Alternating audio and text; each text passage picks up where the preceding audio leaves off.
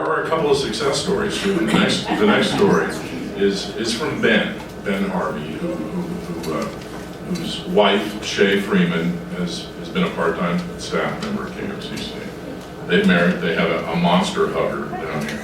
He's giving out hugs tonight, so they're little kids. It's Ben's birthday today.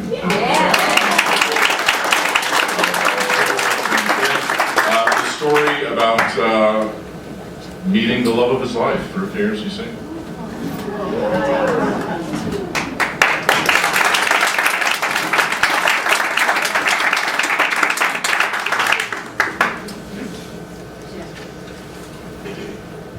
Well, I actually met her before the KRCC, but you know, it's funny. I was 24 and just in the throes of love.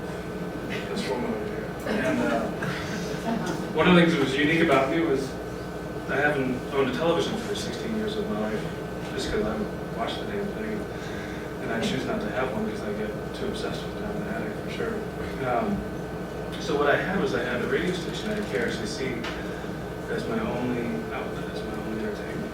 So when David talks about it or Jeff talks about it, it was Sharon. It was my only thing. So you know, you had This American Life and Wait, Don't Tell Me, and then this freeform music. And so we were dating a little while, and she says I work at the radio station. It just like floored me. And when I was like climbing up the hill with love, and it just like totally sent me over the hill.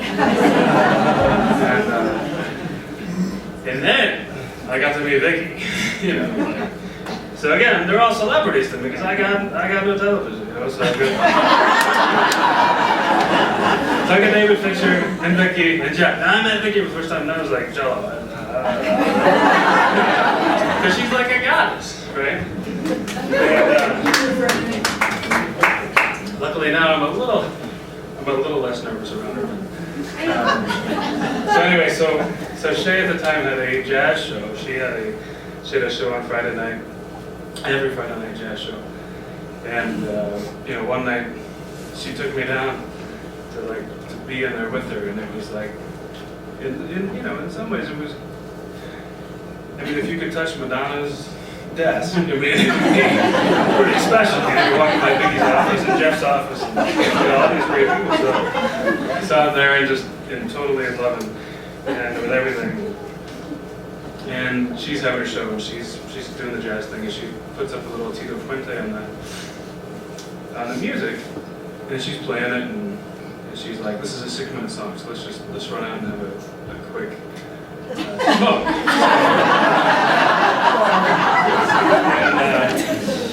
So the second floor, the studio's up on the second floor, and when you go have a smoke, you go out. We call it the John Malkovich store because it's like this big. Yes, no exaggeration. And so I let her go first because I don't know if I'm gonna fit through the back door. So I let her go first, and then I like squeeze my way out. And as we get out there and we get everything rolling, she's like, "Just make sure and don't close the door." And of course, what do I hear? "Be sure and close the door." So as soon as we're out there, and it just, I mean, she's a woman with passion, so her face just went to like white as like mayonnaise, you know? For like 1 second, she was just like, and then she like turned to ketchup. It was crazy.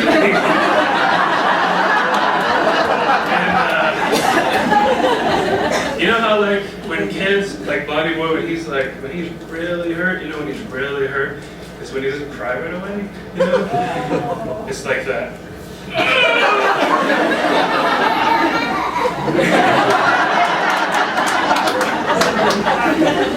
I totally got the same reaction where ketchup was coming down her face, and she was like, "Woo!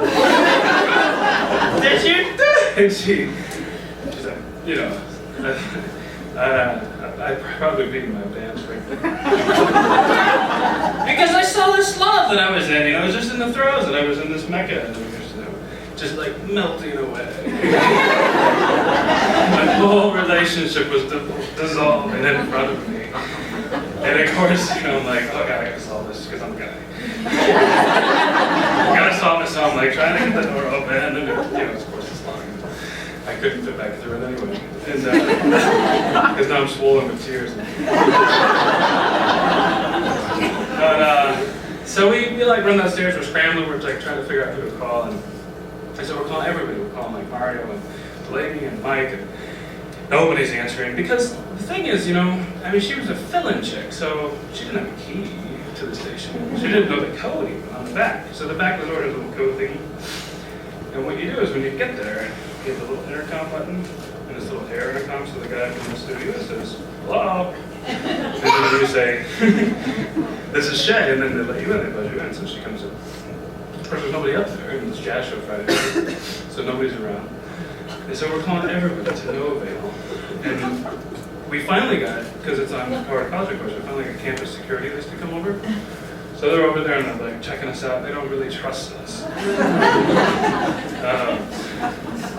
She doesn't have her ID on her because it's up with, so she can't prove where she is. And they don't have the key anyway. It's back at the whatever thing. They didn't bring it. We told them what the problem is. And so we're standing there. They won't let us in. They won't do anything. And we're calling people. And finally they're going back to get the key and at least like maybe let us in if they're the guardians of the station. And so we're just waiting there in the front, just sitting on the front, you know, and there's Jocelyn's bust over there on the right, and we're just sitting there, and she's just like, I can just tell she's about to strangle me. Like her fingers are about to come over to my neck. And it reminds me of, there was some great poet, I forget his name, but you know, he said that life is really the vacation for the dead. And I thought I was going back. The vacation is over. It is over. So her fingernails are just reaching, and we finally get the call from Mr. Delaney. Thank God, they give us the code, we hop in. And we didn't know. I mean, the problem is, like, she's a brilliant woman, by the way, but she's not great with numbers, so she didn't know what track we started on. She didn't know if it was the second track or the 10th track. And death in radio is dead air! And dead boyfriend. So finally we get the code, we run in, and thankfully Tito was playing over the speakers. I think we went through like 7 songs.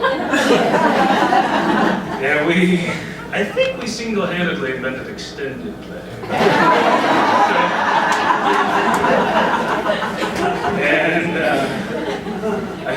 And she was just freaking out because she missed the cue and she missed the PSA and the weather and all that, but we got this great call from the dude who had to have been still around the line because he calls up and he's like, "Dude, that was so great! You guys always cut it off! So great!" And luckily, the vacation is still going. And so that's my story for this evening. Thank you for listening.